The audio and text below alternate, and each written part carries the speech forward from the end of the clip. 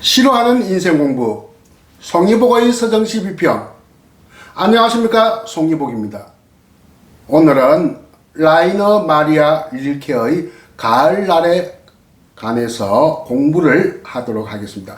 먼저 이 번역된 시를 낭독을 통해서 들어보시겠습니다.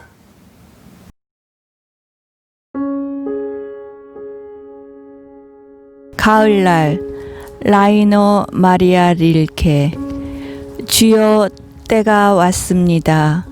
여름은 참으로 길었습니다.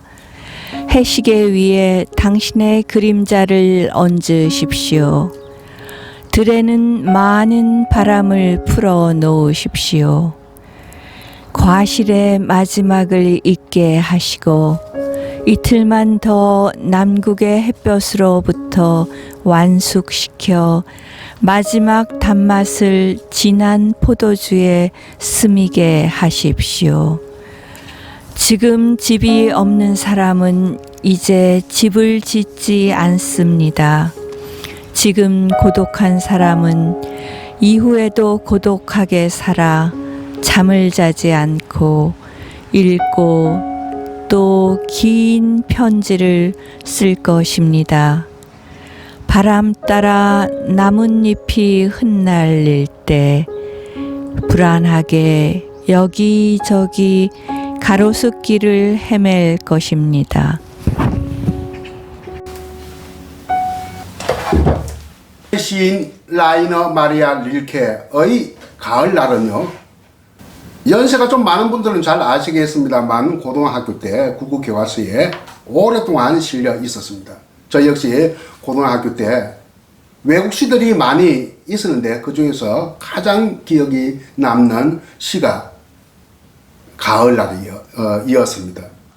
당시에 교과서에 실린 시를 번역한 분은 시인이요 동문학자이며 또 번역가이기도 한 송영택 선생이 번역한 것이 교과서에 실렸습니다만, 오늘 제가 하나의 역분으로 제시한 것은 이것을 바탕으로 해서 오늘날의 언어 감각에 알맞게 재구성한 것입니다. 그러면 하나하나 읽어보면서 제가 말씀을 드릴까 해요. 주여, 때가 왔습니다. 여름은 참으로 길었습니다. 주여, 때가 왔습니다. 이 때가 왔습니다의 그 원문을 제가 살펴보니까 말이죠, Es ist Zeit라고 되어 있어요. 직역을 하면은 시간이다 이거든요. 시간이다를 이렇게 때가 왔습니다 라고 번역을 했습니다. 송영택 선생이 말이죠. 근데 이것보다 더 좋은 말이 있습니다. 그게 뭐냐 하면 주여, 철이 들었습니다 이 말입니다. 철이 들다, 철은 계절을 말하는 거거든요. 자연은 철이 들었는데, 그러니까 계절이 왔는데 인간은 아직도 철이 들지 않았다 하는 것이 이 시의 내용입니다. 그러니까 이 시가 굉장히 단순합니다. 자연은 철이 들었는데 인간은 철이 들지 않았으니까 인간도 자연처럼 되게 해 주십시오. 주님이시여. 이 내용의 시가 바로 이 시입니다. 이 시는 1902년 9월이니까 가을이 시작하는 달이죠. 그때 릴케가 프랑스에 가서 누구의 비서가 됩니까? 조각가 로댕의 비서가 됩니다. 그러니까 예술 정신에 있어서의 어떤 서성이라고 할 수 있겠습니다. 조각가 로댕과 시인 릴케는 사제지간으로서 좋은 인간관계를 맺은 것으로 알려져 있습니다. 여름은 참으로 길었습니다. 여기서 보면 이 주라고 하는 개념은 물론 기독교적 유일신을 말하는 것인데요. 근데 이 시에서는 유일신감보다는 어느 쪽으로 기울어져 있느냐 하면 범신론간으로 기울어져 있습니다. 유일신을 지칭하고 있지만 그 성격은 범신론적이다. 해시계 위에 당신의 그림자를 얹으십시오 하니까 이것이 기독교적 유일신이라기보다는 태양신 같은 느낌을 들게 합니다. 해시계가 뭡니까? 주로 해시계는 그 해의 그림자를 보면서 지금 시간이 대충 어느 정도 되었다를 가늠하는 것입니다. 우리가 시간을 가늠한 것을 두고 배고플 때 배꼽시계라는 말을 쓰지 않습니까? 배꼽시계라는 말을 쓰듯이 해시계라는 말을 쓴 겁니다. 해시계 위에 당신의 그림자를 얹으라고 하니까 햇빛으로 만물을 길러내는 여름이야말로 참으로 위대합니다. 여름날이 길다는 개념은 참으로 위대하다. 들에는 많은 바람을 풀어 놓으십시오 했으니까 역시 이때 신의 개념은 바람의 신을 우리가 연상시키기에 충분하다고 볼 수 있습니다. 종려의 유일신간, 기독교의 유일신간이라고 하면 선언적으로 완성된 것이거든요. 그는 지금 완성을 시켜가는 그 과정에 놓인 얘기를 하고 있습니다.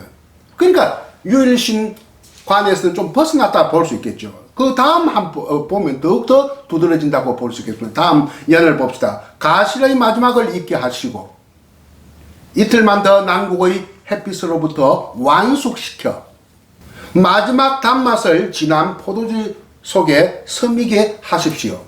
유일신간의 어떤 개념에서 관념에서 본다 하면 모든 사물은 모든 만물은 완성된 것입니다. 완성된 것인데 지금은 이 시에서는 완성에 이르는 완성을 해가는 과정에 놓여져 있음을 볼 수 있습니다.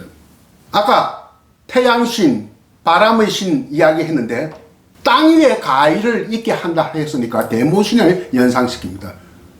위대한 땅의 어머니 신을 데모신이라 합니다. 태양신, 바람의 신, 땅 위의 어머니 신, 이거 다 범신론적인 관념의 결과라고 할 수 있겠죠. 그러니까 종례의 기독교적인 유일신간으로 이 시가 서여진 게 아니라 하는 것을 우리는 알 수가 있습니다. 지금 집이 없는 사람은 이제 집을 짓지 않습니다.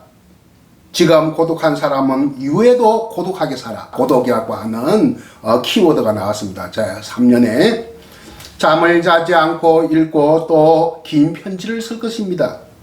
바람 따라 나뭇잎이 흩날릴 때 불안하게. 문제 키워드 불안, 고독과 불안을 지금 말하고 있습니다. 여기저기 가로수 길을 헤맬 것입니다. 인간은 완성에 이르지 못하고 가을이 되어도 고독하게 살고 불안하게 거리를 헤맬 것이다. 그러니까 아직 철이 들지 못했다. 아직 계절에 적응을 하지 못했다. 왜? 가을은 결실의 계절, 완성의 계절인데 인간은 아직도 고독하고 불안하기 때문에 철들지 못했다.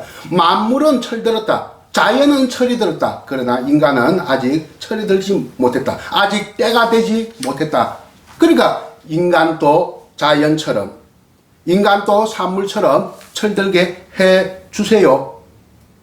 이런 기원을 나타낸 시가 바로 라이너 마리아 릴케의 가을날이 아닌가 이렇게 생각이 들고요. 제3년, 우리 한 몇 년 전에 이런 말이 있었죠. 굉장히 유명한 말이. 아프니까 청춘이다. 불안하니까 인간이다.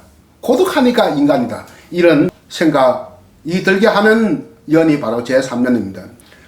왜 이렇게 범신론적인 어떤 관점이나 관념으로 릴케의 생각이 바뀌었을까요? 릴케는 러시아 방문해서 톨스토이를 2차례 만났다고 해요. 러시아 민족을 슬라브 민족이라고 하는데 소위 슬라브 신비주의에 접촉을 해서 신의 새로운 면모를 발견했다고 합니다.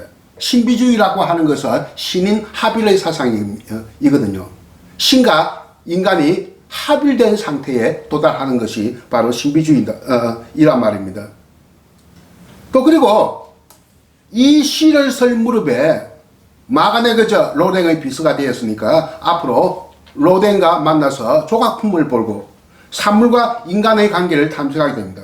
사물에는 물성이라는 것이 존재하고 인간에게는 존재성이 있죠. 이 존재성의 개념을 우리는 현대 철학의 개념으로 바꾼다면 실존이라고 이야기할 수 있겠습니다. 또 영혼의 개념과도 관계가 있겠죠. 레온하트 베리그라고 하는 독일의 문학 이론가가 있었습니다. 1938년 문학 비평이라는 책을 냈는데 그 책에 보면 이런 말이 있어요. 서정시는 신비적이고 범신론적인 세계 감각에서 비롯했다. 탄생했다. 이런 말을 했습니다. 그 서정시의 장르적 특성을 신비적이고 범신론적인 세계 감각, 뭐 세계 감각이라고 하면 세계관보다는 의미의 강도가 좀 약한 그런 개념이라고 할 수 있겠습니다. 신비적이고 범신론적인 세계 감각에서 비롯된 것이 바로 서정시다. 또 유래된 것이 또 서정시의 원형적 기원이 그렇다 하는 거고 지금까지도 그 전통이 이어져 내려오고 있다 하는 것을 이야기한 것으로 보입니다. 네, 그런 점에서 볼 때 이 레온하트 베리그의 관점에서 볼 때 라이너 마리아 릴케의 가을날은 서정시의 기원을 또 장르적 특성을 가장 적합하게 보여주고 있는 시다. 이렇게 볼 수가 있겠습니다. 네, 마지막 안에 정리를 해볼까요? 뭐 사물의 충실이나 자연의 충만에도 불구하고 인간은 아직까지도 고독하고 불안하다. 그래서 인간에게는 이때 인간은 이렇게 자기 자신을 이야기하고 있다고 봐도 무리가 없는 말입니다. 내적 충실을 기하고 싶다. 가실이 내적 충실을 기해가지고 익어가듯이 우리 인간도 내적 충실이 철든다는 개념입니다. 내적 충실이.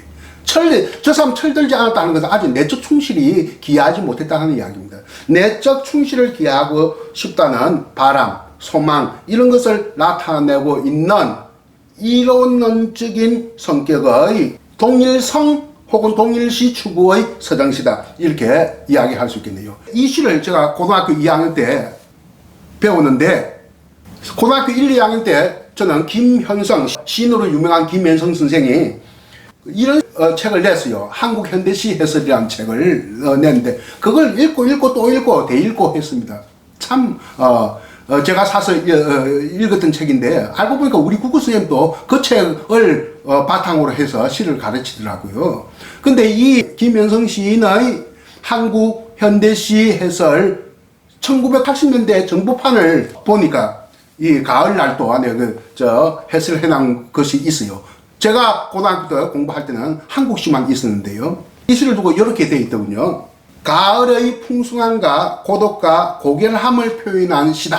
이렇게 아주 한마디로 이야기를 하고 있습니다. 오늘 저는 라이너 마리아 릴케의 서정시의 가을날을 선택해서 여러분에게 강의를 해드렸습니다. 자, 어떻습니까? 새삼스럽게 지금 이 깊어가는 가을날, 라이너 마리아 릴케의 가을날이 생각나게 합니다. 오늘 강의는 여기서 마치고요. 또 다음 시간에 다른 시를 준비해서 강의를 할까 합니다. 안녕히 계십시오. 감사합니다. 가을날 라이너 마리아 릴케. 주여, 때가 왔습니다. 여름은 참으로 길었습니다. 해시계 위에 당신의 그림자를 얹으십시오. 들에는 많은 바람을 풀어 놓으십시오. 과실의 마지막을 있게 하시고 이틀만 더 남극의 햇볕으로부터 완숙시켜 마지막 단맛을 진한 포도주에 스미게 하십시오. 지금 집이 없는 사람은 이제 집을 짓지 않습니다. 지금 고독한 사람은 이후에도 고독하게 살아 잠을 자지 않고 읽고 또 긴 편지를 쓸 것입니다. 바람 따라 나뭇잎이 흩날릴 때 불안하게 여기저기 가로수길을 헤맬 것입니다.